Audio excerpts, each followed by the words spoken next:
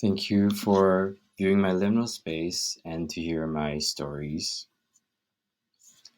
So, after entering this space, I really got the chance to understand myself a lot better. I knew what I needed, so I started seeking self help.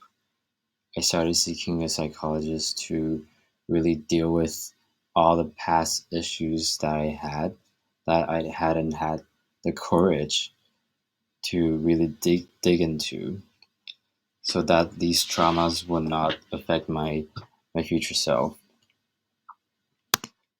Besides seeking self-help, I also was motivated to engage with the public, to share my experience, my story, and use these stories to create a positive impact.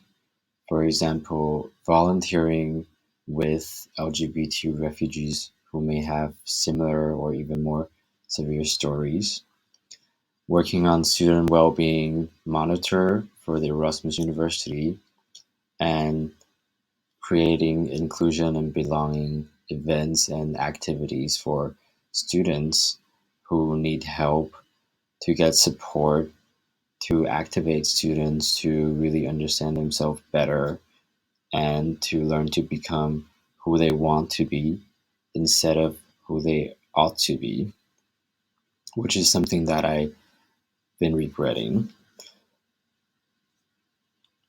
So, the last final words from this archive is that I really learned that we are never alone in in well-being issues, and it's never too late or too early to start reflecting on who we are.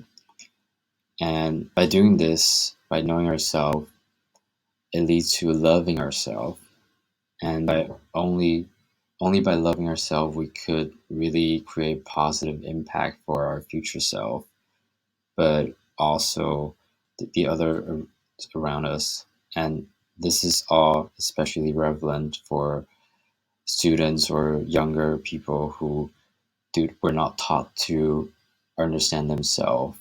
So this liminal space could be very important to activate that self-realization, to be comfortable in your own skin. So thank you for reading my archive.